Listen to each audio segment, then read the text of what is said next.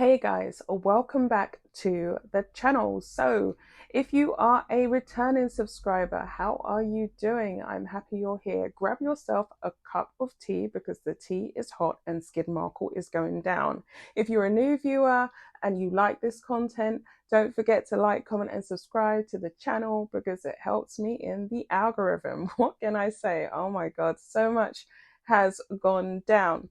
Now, in my last video, I really did emphasize the dynamics in as much as what was going on around Skid Markle at the event, i.e. the fakeness, the fakery, and also the way in which she was actively being snubbed. I also talked about how awkward she looked in the event, and this was for obvious reasons. I mean, she wasn't really invited. The fact that Balenciaga had hosted her was not pushed on their social media. She didn't make it to their official posted guest list. That no one was really trying to talk to her or interact with her. She was snubbed royally, as I titled my previous post, because she's not popular in Hollywood and she doesn't really bring much value apart from the fact that she was once a member of the British royal family, which is no longer. But what I really want to delve into today, which I think is really, really crucial and important, is why she ended up going to this event. Why did she do it? Because we know that she didn't have a real relationship, or she doesn't have a real relationship with the designer, Pierre Piccolo. You could see that from their extremely awkward interaction, which I'm going to put up here. They looked like two strangers getting acquainted, two acquaintances. So she never really flew out just to support this designer. The foundation of the reason as to why Meghan found herself in Paris, why she wanted to go to Paris, really harks back to that charity benefit, the Kevin Costner one, you know, when Harry famously wrenched the mic from her. I've covered that on the channel as well. Harry didn't allow her to talk. He didn't allow her to take center stage. And we know how she likes to ambush his events and talk all over him. That's what it harks back to. She doesn't feel important in the relationship anymore. Her personal projects have flopped. She's not popular in Hollywood anymore. And that's the reason for this. I do believe, and sources have leaked, my personal sources have leaked, that Harry and Meghan are in a very unhappy place. Harry has been basically telling her, you know what, I thought you was like my mother, but you're nothing like her. You're not popular, you're not liked, you can't make money. I've got to get out here and I've got to do damage control. I've got to try and scrape in these pennies wherever I can. I've got to scrape in some coinage to keep us going. She doesn't like that. Now, Meghan being a true covert narcissist, that just blew her mind and sent her over the edge. Not only is Meghan a covert narcissist, a grandiose narcissist, she's also a Leo. Leo women, I'm just going to say fire signs, and I love fire signs. I'm telling you, when they lose their temper, you don't know where these bullets are coming from. You don't know where these shots, it's going to be like, duh, duh, duh, duh, duh. Like you don't know where these shots are coming from. So Meghan is pissed. She's so pissed, right? And she's also jealous. Now, I'm sorry, but Catherine came out the gate swinging. Like, you know, at that state banquet, she came out swinging. If she was trying to send a message to Meghan, she sent one. She royally sent one. She looked absolutely gorgeous. She was adorable in that lace gown and the sumptuousness with the Queen Lover's knot tiara. Just her makeup was flawless. She was looking good. She was elegant. She was hot. She really stood out as a centerpiece, as Trump said himself. Again with Prince William, and to see Her Royal Highness Princess Catherine, so radiant and so healthy, so beautiful. She really stood out as a centerpiece, as Donald Trump said himself. He said, so radiant, so beautiful. Okay, you are looking absolutely fantastic, and I'm happy to see it. We was all happy to see it. It was phenomenal. I wasn't ready for this. I don't think any of us was ready for this, the way she just slayed that look with William. And William was looking sharp. He was looking fine. Okay, the two of them together, they took these photos, and we were like, wow, Meghan saw this, okay? Meghan saw this, and she lost her mind. I'm telling you, like nuclear explosion, lost her complete mind. And she tried to mirror this beautiful image of Catherine. And she ran to her as if page. She ran to her as if page. And she was like, I can put on a yellow dress too, biatch. Okay.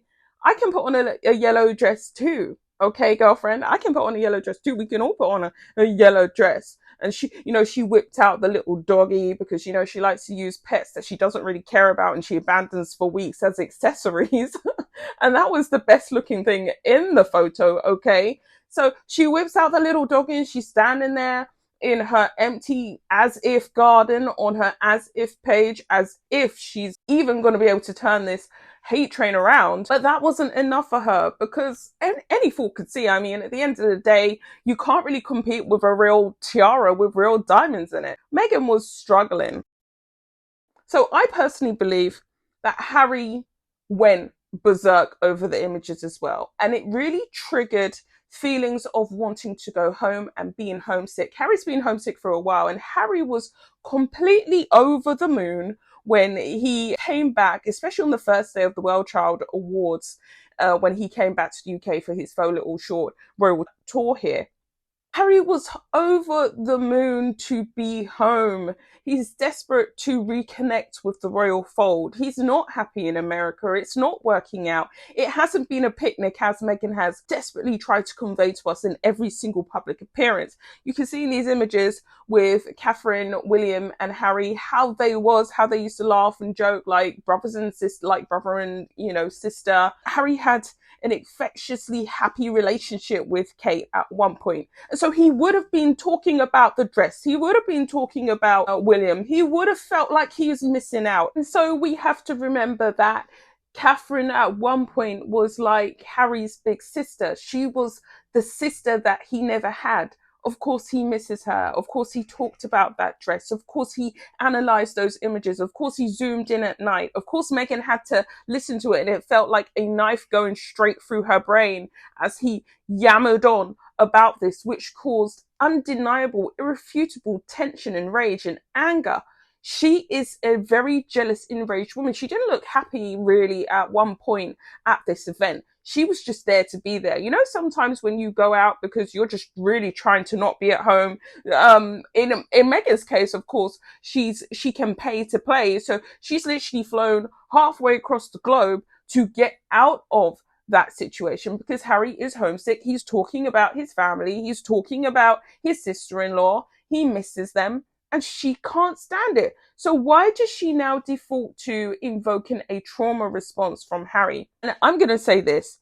She wanted to convey to Harry that essentially he stands to lose his family. So let's get into this. Candice Owens actually made a fantastic breakdown of the psychology of Meghan and her relationship with the late Di.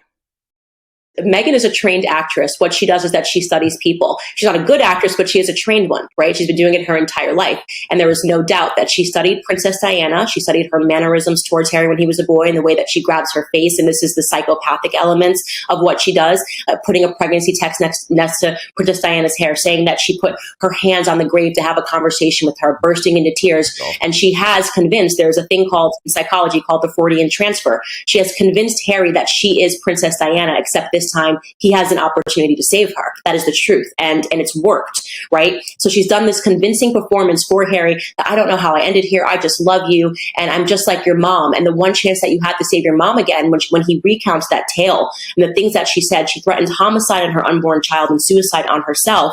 And then she convinced Harry that it was his idea to leave the UK. Meghan is You're actually going to be running around in a sweater to emulate to your husband that you are some kind of reincarnation of his mother. I mean, it's disturbing. So reports have also said, they've swirled online, that Meghan named her blog The Tig in order to have a connection with Harry regarding his nanny that raised him when he was growing up, a lady called Tiggy, who was his nanny, who was a significant, constant, stable part of Harry's life. And that's why Meghan nicknamed her blog The Tig.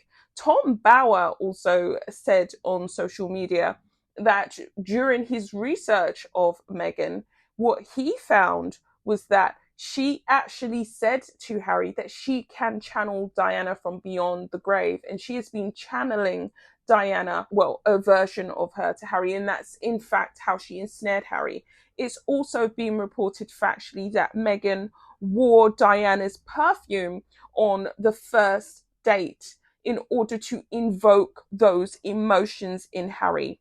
So, as reported in the Times India, how Meghan Markle used Princess Diana's favourite perfume to charm Prince Harry. Did Meghan Markle subtly captivate Prince Harry by evoking memories of his late mother, Princess Diana, when they first met? According to royal biographer Angela Levin, Meghan strategically wore Princess Diana's favourite perfume during their initial meeting, an act that was said to leave a lasting impact on Harry's heart. I'm going to go back to the last sighting of Meghan. It's so disturbing. But I'm going to go back to the last sighting of Meghan in Paris. Meghan essentially, we're going to talk about the mystery man, but she essentially tries to recreate Diana's last moments in Paris. So she has the insensitive Instagram story, which has spread like wildfire across social media. Why would she film next to the Paris Point d'Alma tunnel, where his mother actually passed? Why would she recreate this Harper's Bazaar 1995 fashion cover look, whereby Diana actually, that was taken in America, and that was taken to mark her accepting an award for her charity work regarding children? Why would she recreate that entire look? Why would she cosplay Diana in such close proximity to where she lived out her last moments? What is all behind this? And who is this for? Because it wasn't for us. Remember, Meghan doesn't give a damn about what we think. This is not for us. This is for Harry. She's torturing Harry. She wants to punish Harry. And there's a reason why. Harry has told her, and she's a narc, remember? He's told her, you can't make money. And maybe it was a mistake that we left. Maybe we should be thinking about going back. Everybody knows that Harry wants to go back.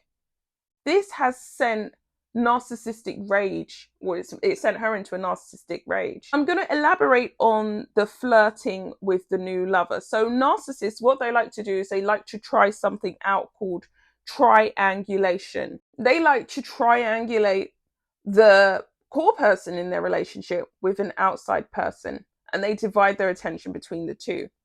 And the reason why they do this is because A, narcissists love drama, B, narcissists love chaos, and C, narcissists need attention. And Harry just hasn't been paying attention to her because he's been busy. He's working, he's trying to make money.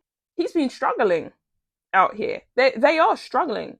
This was a gifted experience for Meghan, but it was also an experience that she desperately wanted because she's enraged. She feels small. So you can see her going in to embrace this guy. But there's an even more poignant clip that I have found, which I think really does highlight how low Skid Markle is prepared to go in order to convey this message to Harry. Can you see the way she looked at him? And she looks directly at the camera here. But just let's replay this. She's looking at his lips. Now, I'm not being funny or anything, but she looks directly at the camera and then she looks at this guy's lips. Like she's going to go in and, place a big smacker on his lips. She doesn't look at him like he's just the entourage, like he's just the help. She's looking at this man like she is or has been kissing this man. Now, Meghan is an actress. She knows how to convey seduction, emotion, entanglement, the basic things. She knows how to cry on cue. When she looked at this guy's lips, she flashed a quick look at the camera as if to say, Harry, I could be gone in a minute. You're busy, you're not paying attention to me, you're talking about Kate's dress. I'm going to make you suffer. You're going to lose me like how you lost your mum. Would you like that? Would you? Do you fancy that? Diana 2.0 being whisked away. So she's very flirtatious with this guy with intent. I'm not sure. I don't personally think that it's real. I just think that she wanted to ensure that that was out there so that Harry would really understand that he could lose his cosplay mum. I mean, because that's what she is at this point, right? She made as much effort as she could to recreate Princess Di's last moments, as much as she could. What was Princess Di doing on her final moments in Paris? We know that she was wearing black. Tick. Meghan's wearing black. She was slinking around in fancy little restaurants. Tick. Meghan makes sure to be captured in the black in restaurants with mystery lover. So she wants to recreate this whole Diana scenario. Now, when Diana unfortunately passed, I believe she had 3 men around her. So she had the main one who she was in love with, and then she had her driver and 1 bodyguard. So you will see in a lot of these clips that Meghan has the 3 men around her. She's sending a clear message to Harry, and I'm going to be gone. You're going to lose me. Now, Meghan Markle's mouthpiece has hit out across social media, and formerly in an article, a man called Jack Royston. So he writes in this article, Meghan Markle's Paris video sparks Princess Diana debate. And he has turned around and he said, a Sussex source told Newsweek, Meghan did not know the underpass was nearby and pointed to the role the British tabloids played in Diana's death as the princess car was followed by paparazzi photographers. The Daily Mail throwing out a line about insensitivity is a bit rich. They have chosen at a complete stretch, I might add, to draw the most tenuous link between an Instagram post and the death of Harry's mother. That, for me, is the insensitive bit. Of course she knew. We all know she knew, just like her best friend, Preeti, from school, said that when Princess Di died, Meghan forced her to watch the funeral over and over and over and over and over and over again. There's even pictures of her popped up on social media everywhere, literally taking touristic photos right outside of Buckingham Palace, and yet she feigned ignorance when she was asked about if she knew about Harry and her connections to the royal firm. After they announced their engagement, she said, oh no, I didn't know I didn't research Harry, I didn't Google him, it's just organic. I'm just going to conclude this video here. Meghan wanted to spark trauma. She wanted to reinforce the trauma bond that she developed with Harry. I mean, this is way before they even got married. She started working on this. She's a very calculated person. She's been working on this for a long time. She wanted to reinforce that fear response within Harry, that protective response within Harry. And she wanted drama. She wanted to bring drama and chaos into the relationship, because with drama and chaos and jealousy, her interaction with that guy is to send Harry's mind spinning. She needs Harry to feel like what he's got at home is not stable, it's not secure. Narcs love drama. So with all that being said, guys, I will be back with another video.